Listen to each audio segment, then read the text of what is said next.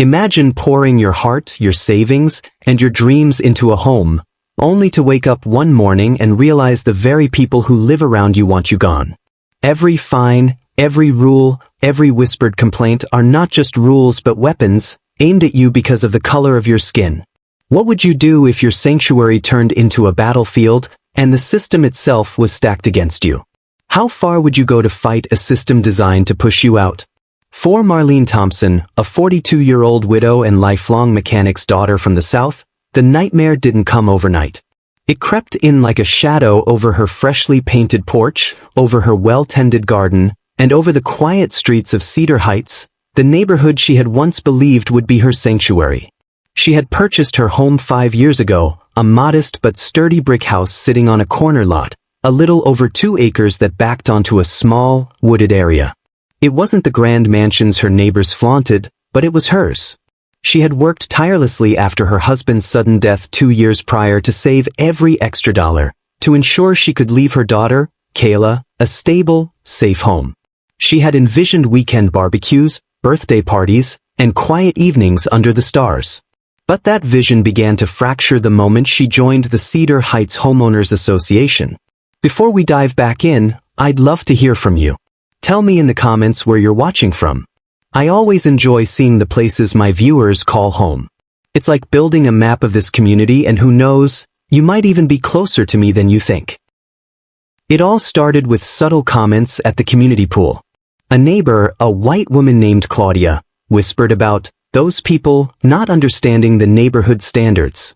Marlene smiled politely, hoping it was just a slip of the tongue, but the unease settled in her chest.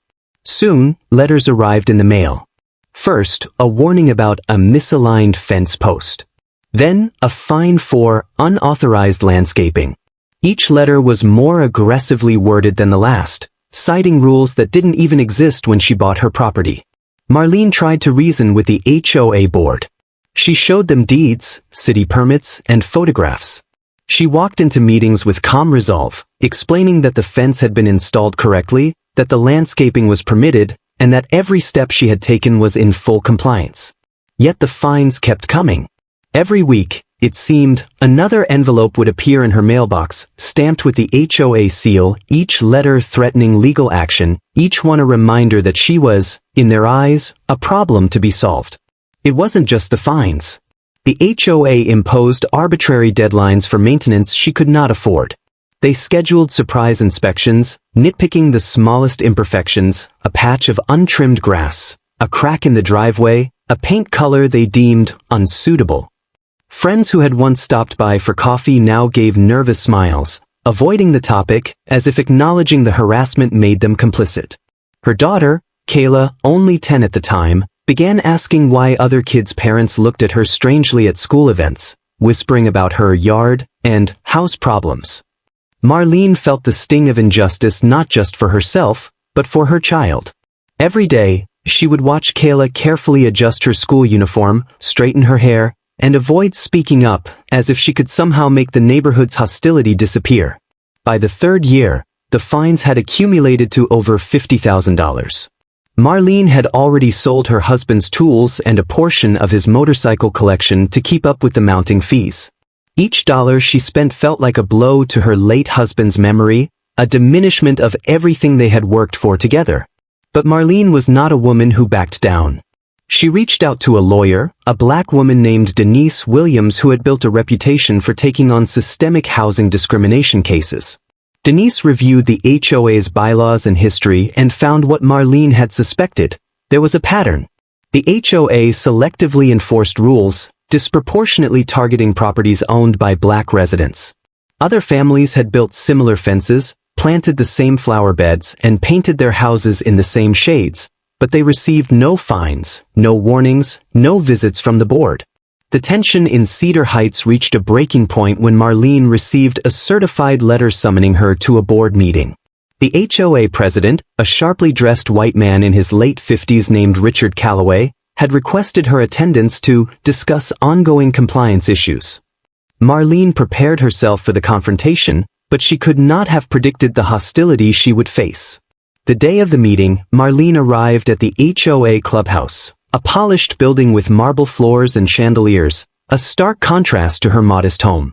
She was greeted by the familiar, cold stares of the board members, the kind of stares that didn't just see her, but sized her up, questioned her right to be there.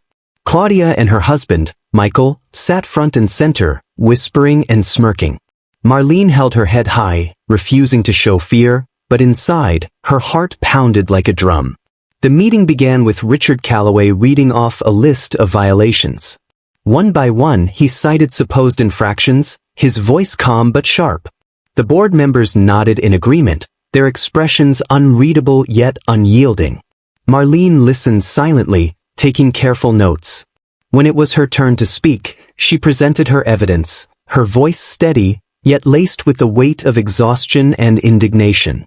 She detailed the permits, the photographs, the previous inspections, and her attempts to comply fully with the HOA's rules. Her words were met with cold laughter from Claudia. "Rules are rules," she said, her voice dripping with condescension. "If you can't follow them, maybe this neighborhood isn't right for you." Marlene's blood boiled, but she held her composure. She had to. For Kayla. For herself. "This isn't about rules," she said firmly. "This is about discrimination, and I will not allow my family to be bullied out of our home." The room grew tense. Richard Calloway's face reddened, and for the first time, he seemed unsure. But the board sided with him, voting to escalate the fines further and threatening foreclosure if Marlene did not comply immediately. As she left the building, she felt a mixture of fear, anger, and resolve. The battle had begun, but she knew that to win, she would have to expose the injustice for everyone to see. That evening, Marlene sat on her porch, staring at the twinkling lights of her neighbors' mansions, feeling both isolated and defiant. Kayla came to sit beside her, holding her mother's hand. "Mom," she whispered, "do you think they'll make us leave?" Marlene tightened her grip, swallowing the lump in her throat. "They may try, baby, but we're not going anywhere. Not without a fight." And in that moment, beneath the quiet hum of Cedar Heights at night, a seed of rebellion was planted. Marlene knew the road ahead would be long, fraught with legal battles, personal attacks, and societal prejudice, but she also knew one truth. She had the right to stand her ground, and she would do everything in her power to protect her home and her daughter from a system designed to push them out. The days after the board meeting passed like a storm rolling over Cedar Heights. Marlene Thompson felt the weight of every unfair fine pressing down on her, like invisible hands clawing at her throat. Each letter, each email, each automated notice from the HOA was a reminder that the battle wasn't abstract. It was personal. And yet, deep down, a fire had been ignited, one that no late-night whisper or intimidating stare could extinguish. She started with small steps. She documented everything: photographs of her property, copies of permits, dated correspondences, and recordings of conversations with neighbors and HOA officials who had spoken down to her or made veiled threats. Her daughter Kayla watched quietly, occasionally glancing at her mother as if sensing the gravity of the situation. Marlene explained little, but her resolve was palpable. "We don't back down when people try to take what's ours," she said one night, her voice steady, though her hands shook slightly from the adrenaline and exhaustion of constant vigilance. Word of the HOA's relentless tactics began to spread among the few black families scattered in Cedar Heights. Some reached out quietly, sharing their own stories of fines and intimidation, hinting at a systemic pattern the HOA preferred to hide. Marlene realized she was not just fighting for her home, she was standing at the forefront of something much bigger. The injustice was not isolated, it was deliberate. And it had to be exposed. The turning point came when the HOA sent an official notice claiming that Marlene's driveway, which had been there for years and matched the neighborhood standards, was non-compliant with safety codes, and that she owed $12,000 immediately. The letter threatened lien placement and eventual foreclosure.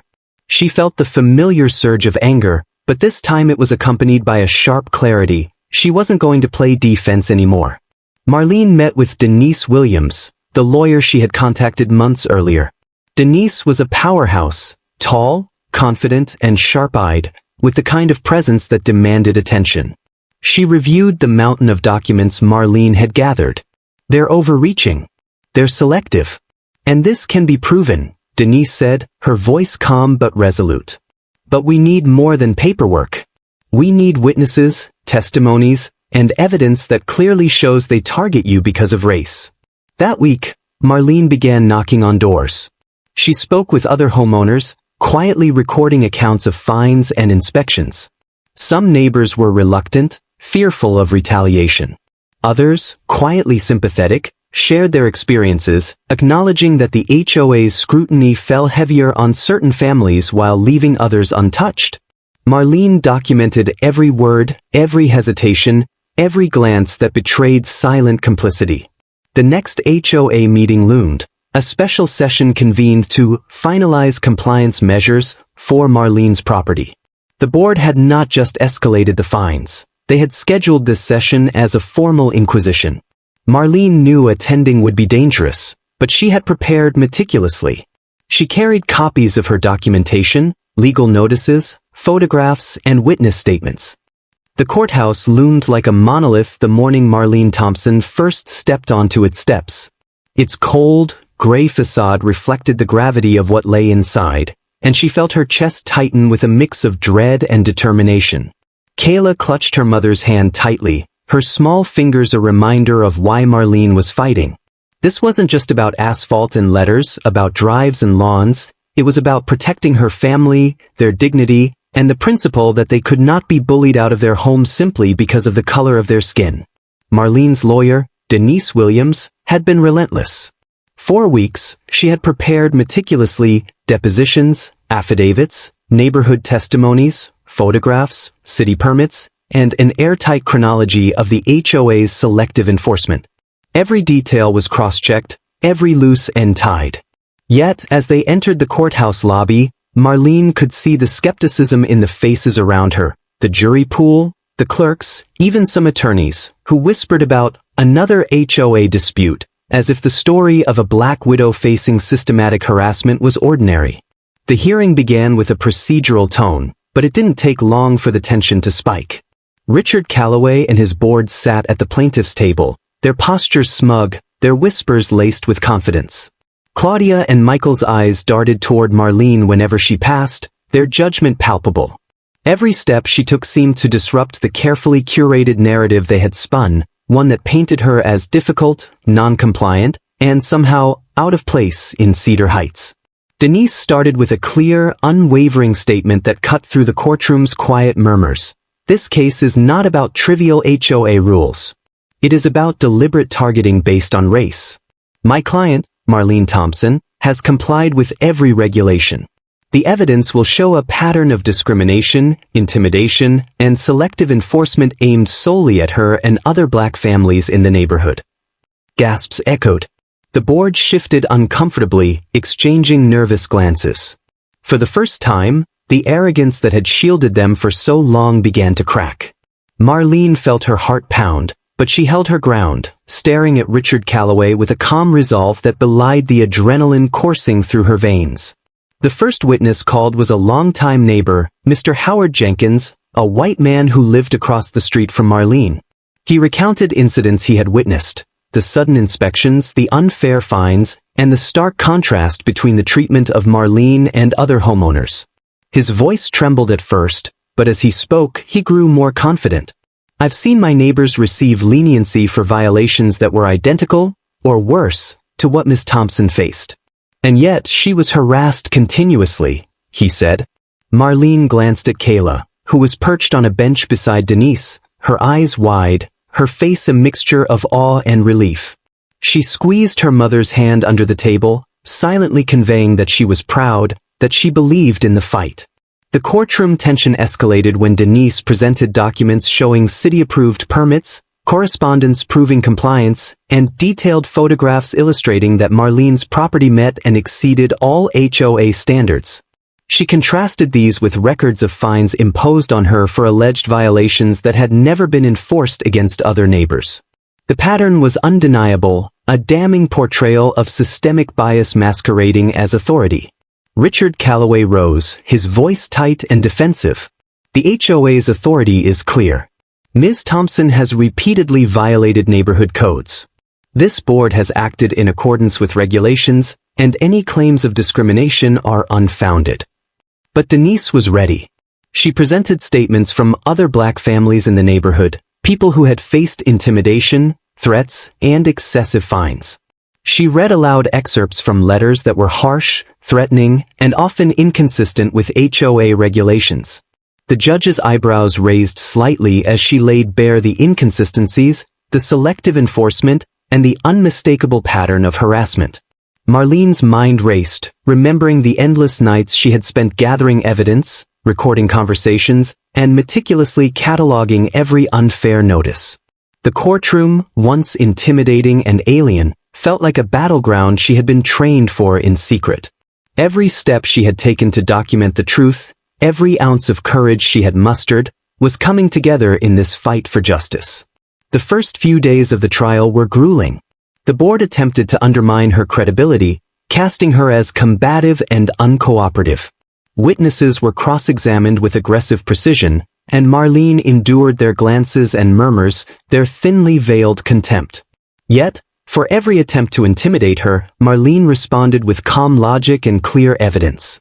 Her arguments were not fueled by anger, they were fueled by truth. Then came the turning point.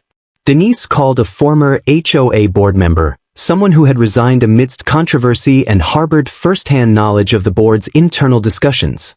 Her testimony was explosive. She described meetings where the board explicitly discussed targeting Marlene, citing her race and widowhood as reasons to apply pressure.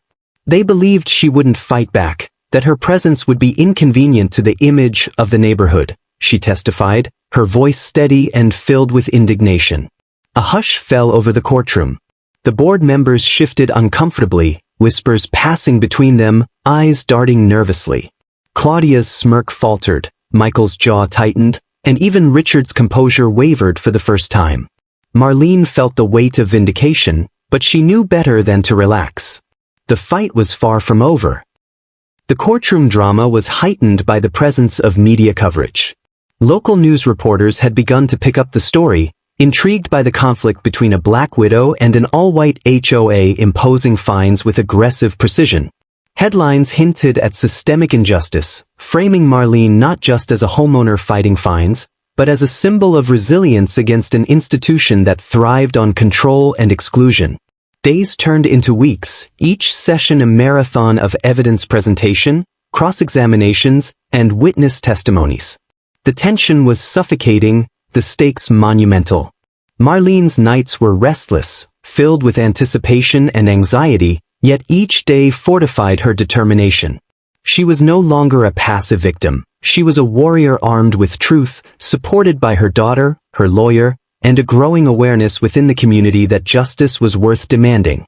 As the trial neared its peak, Marlene's evidence had begun to sway public opinion, turning the tide in subtle but powerful ways. Neighbors who had once avoided confrontation now whispered their support. Some reached out privately, offering statements, photographs, and testimonies that would strengthen her case. The narrative was shifting. What had begun as an isolated fight for property had blossomed into a larger struggle against systemic intimidation and racial bias. The climax of this chapter arrived when Denise presented a key piece of evidence. Recorded conversations between HOA members discussing the need to make an example of Marlene, explicitly acknowledging that their actions were influenced by her race. The courtroom erupted in whispers, disbelief, and murmurs of outrage. Marlene's pulse pounded in her ears, but she remained composed. She had fought too long, endured too much, to falter now. The judge called for a brief recess, and Marlene stepped outside, inhaling deeply. The weight of the courtroom, the judgment of strangers, and the scrutiny of the public pressed down on her, but she felt a strange sense of calm. For the first time, she realized that her fight had moved beyond Cedar Heights. It was a statement about fairness, equality, and the courage to stand against prejudice. As she held Kayla close, Marlene whispered, "This is just the beginning. They thought they could scare us into silence, but they underestimated what we're capable of." The courtroom doors closed behind them, the echoes of testimonies lingering in the air. Marlene knew the next sessions would determine the outcome of her battle. She also knew that the fight was bigger than fines, bigger than a driveway, bigger than Cedar Heights itself. This was a fight for dignity, justice, and the unshakable truth that she would not be pushed out because of who she was. The storm had only begun, and Marlene Thompson was ready to face it head-on.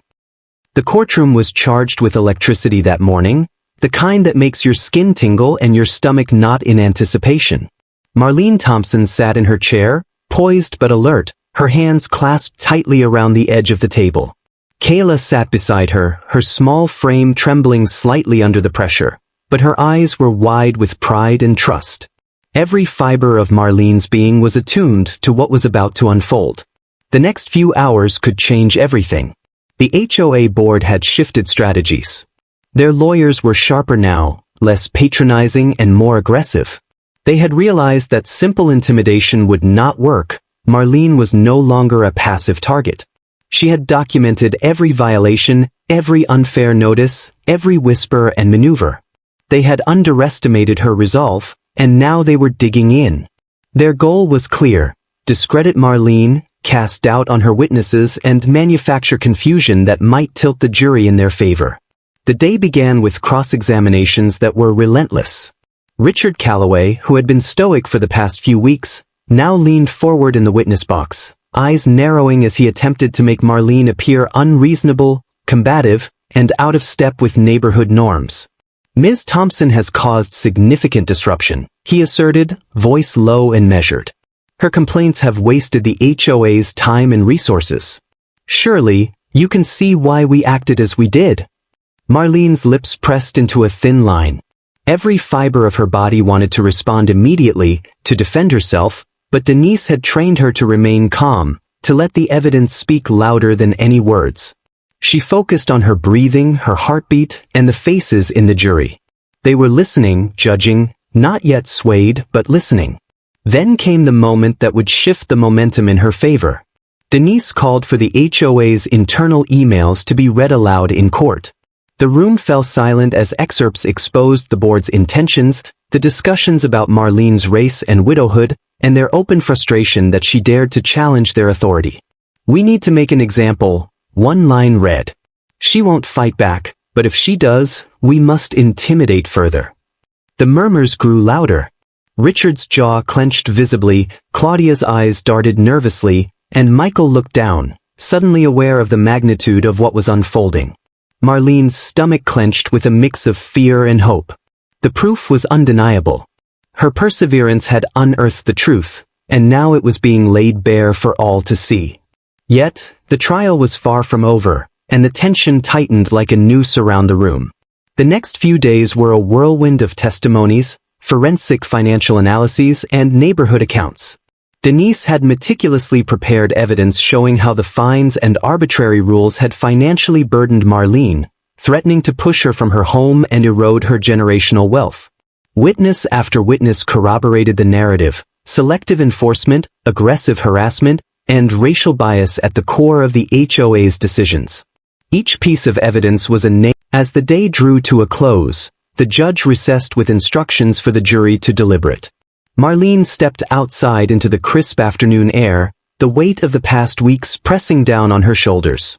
She felt exhaustion, yes, but also an unfamiliar sense of hope. She had fought, and for the first time, the scales were beginning to tip. The neighborhood outside the courthouse was buzzing with whispers. Reporters and onlookers had gathered, curious about the high-profile case of a black widow challenging an all-white HOA. Marlene noticed a few neighbors watching from across the street, their expressions a mix of admiration, surprise, and perhaps a newfound awareness of the injustice she had endured. Marlene looked down at Kayla, whose eyes were bright with anticipation. "We've done everything we could," she said softly. "Now it's in their hands. But no matter what happens, we've shown them that we won't be silenced. That truth matters. That justice matters." As they walked back to their car, a sense of unease lingered, because even though evidence had shifted the momentum, the board would not give up easily. There would be appeals, there would be delays, and there would be attempts to undermine their progress. But for the first time in months, Marlene felt the possibility of victory, and with it, a flicker of empowerment that she had almost forgotten existed. The final scene of the day set up a chilling cliffhanger. As Marlene reached for the car door, her phone buzzed with an anonymous message. "You think you've won? This is only the beginning." The weight of those words sank into her chest. The courtroom had been a battle, but the war was far from over. She glanced at Kayla, who squeezed her hand in silent reassurance, and Marlene felt a renewed determination. Whatever came next, they would face it together, and she was no longer alone, no longer powerless. The fight for justice had reached its most intense moment yet, and the story of Marlene Thompson was far from finished. The morning of the final verdict arrived like a storm on the horizon, charged, heavy, impossible to ignore. Marlene Thompson sat in the courtroom, shoulders squared, Kayla's hand tightly in hers, the weight of weeks of struggle pressing down but somehow grounding her. This was the moment that had consumed her life, the culmination of months of harassment, sleepless nights, and battles that went far beyond her own property. This was not just a fight for a driveway, a fence, or a mailbox. It was a fight for dignity, for fairness, for the right to live in the home she had earned and deserved. The jury filed back into the room, faces unreadable. Marlene could feel the tension coil around her chest, each heartbeat echoing in the quiet that had fallen over the courtroom. Her eyes met Denise's across the room. There was a silent understanding there, a trust that they had done everything possible to expose the truth. The financial records, the emails, the witness testimonies, the meticulous documentation of each discriminatory fine, every piece had been laid bare. Now it was time for the law to speak. The judge cleared his throat, and the room seemed to shrink around them. "Members of the jury," he began, "have you reached a verdict?" The foreperson stood, hand trembling slightly, voice steady despite the emotion that crackled in the room. "We have, Your Honor." Marlene's stomach tightened, but she forced herself to inhale slowly, to keep her composure. Kayla leaned into her, eyes wide, and whispered, "We did it, Mom. We fought all the way." The foreperson continued, "We, the jury, find in favor of the plaintiff, Marlene Thompson. The Homeowners Association is hereby found guilty of discriminatory practices and harassment, and damages are awarded to Ms. Thompson." For a moment, time seemed suspended. Marlene felt the weight of every unfair notice, every threat, every whispered warning from the board, lift slightly off her shoulders. Her chest heaved with relief, but also with anger, the anger of knowing that for years, countless families had faced similar injustice with no one to stand for them. She looked at the HOA board members. Richard Calloway's smug expression had been replaced with stunned disbelief, Claudia's lips pressed tightly together, and Michael's eyes avoided hers. Their power had been dismantled, not with rage, not with threats, but with truth, courage, and the relentless pursuit of justice. The courtroom erupted in controlled murmurs. Some neighbors who had Her eyes scanned the room one last time that night, taking in the walls that had been threatened, the garden that had been scrutinized, and the driveway that had been the battleground. This was more than a victory for property rights. It was a victory for dignity, for visibility, and for the acknowledgement that Black families, even in seemingly affluent communities, could assert their presence and claim their rightful place. Marlene whispered to herself, "We fought, we endured, and we won, but the fight isn't over. This story doesn't end here. It's a message to every family who's been told they don't belong." She looked at Kayla, who smiled, understanding in her young eyes what her mother had sacrificed, and what they had achieved together. "We belong," Marlene said softly, and the weight of those words settled over her like a promise. One truth was undeniable. Justice could be claimed, courage could be rewarded, and voices, even long silenced, could roar when given the chance. If you've been inspired by Marlene's story, take a stand in your own community, speak up, and protect what's yours. Kindly hit the like button for this video. Subscribe to our channel for more stories of courage, resilience, and justice. Comment below to share your experiences. Together, we can amplify voices that deserve to be heard.